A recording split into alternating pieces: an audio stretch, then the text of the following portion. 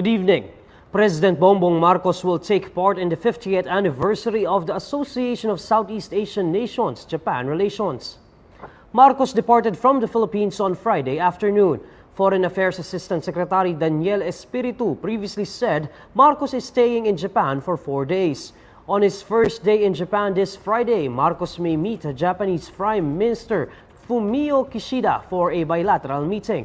Marcos's first ASEAN engagement will be on December 16. It will be a dinner hosted by Kishida in either the State Guest House or the Akasaka Palace.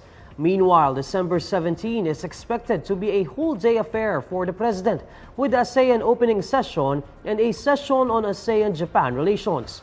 Among other activities that day, the president will also attend a working lunch as well as a lighting ceremony at Azabudai Hills. Looking for something to do with your family this holiday season? Well, McDonald's Philippines has something magical for everyone. Here's the report.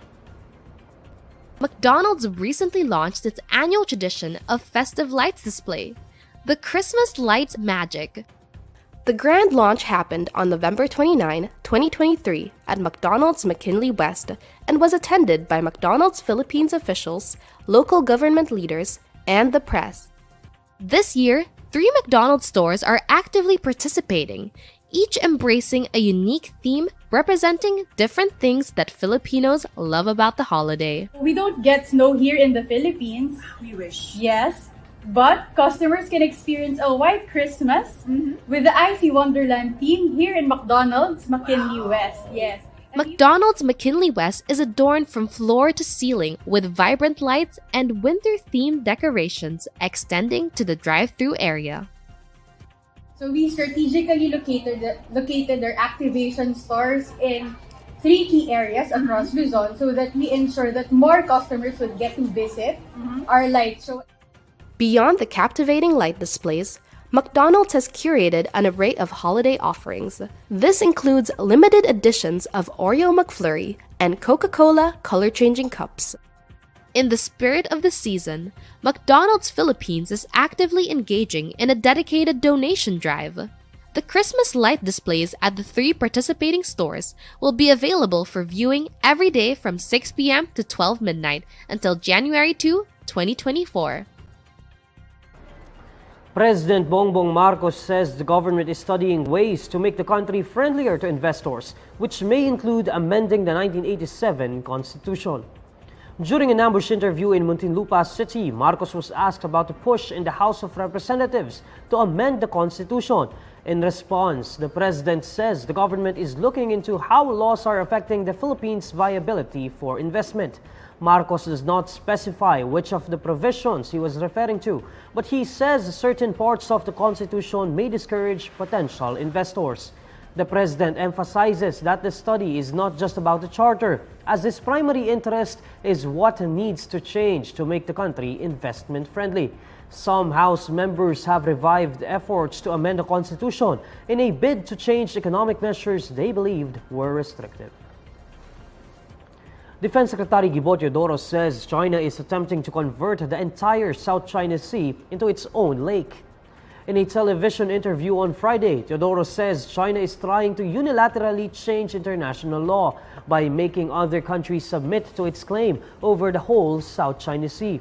Teodoro also notes that China's use of massive Coast Guard vessels while navigating Philippine waters is a testament to its attempt to enforce domestic presence in the whole South China Sea. Western Command Chief Vice Admiral Alberto Carlos earlier reported there were 5 Chinese militia vessels inside the Yungin Shoal as of Thursday.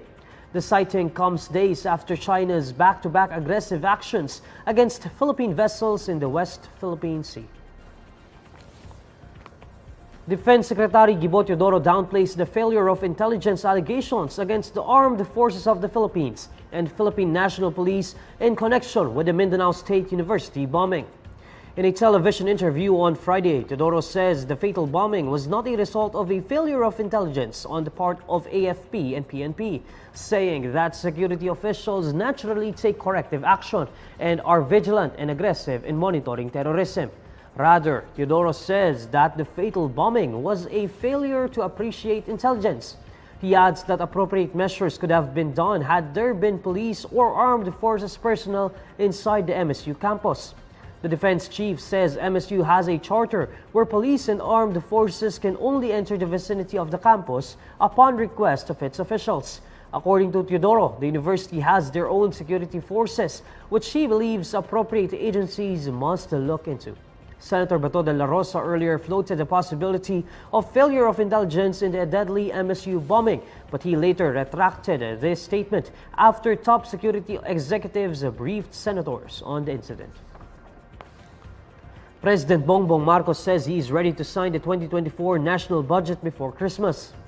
In an ambush interview on Friday, Marcos expresses his readiness to pass the budget as soon as he receives the final report from the Bicameral Conference Committee.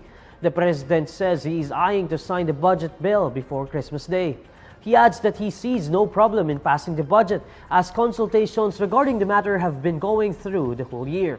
Marcos was initially expected to sign the 2024 General Appropriations Act before he departed for Tokyo for the Association of Southeast Asian Nations-Japan relations.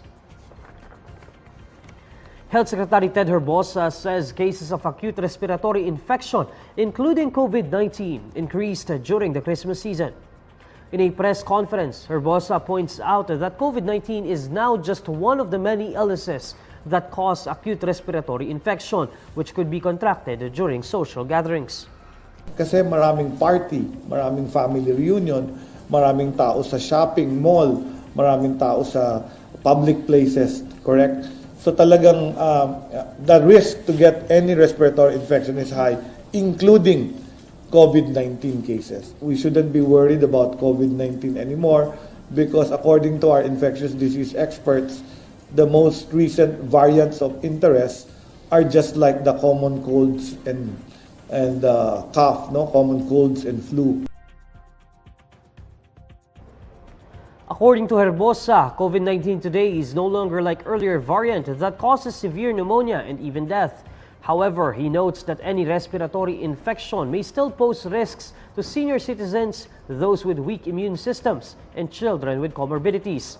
Instead of solely focusing on COVID-19, Herbosa reminds the public to watch out for other illnesses as well. Tandaan natin, maraming ibang sakit. There are many other illnesses other than COVID. And yun ang ating i-focus. Lahat, let's have a more inclusive approach na lahat ng sakit, bantayan natin. So very, very important reminder, hygienic practices pa rin to, cough etiquette. Cover your mouth and nose if you're going to sneeze or cough. Wash your hands. Go to parties na outdoor. Kung ikaw ay high risk, tingnan mo kung saan ang venue, kung sa garden or sa outdoor, baka safe ka doon.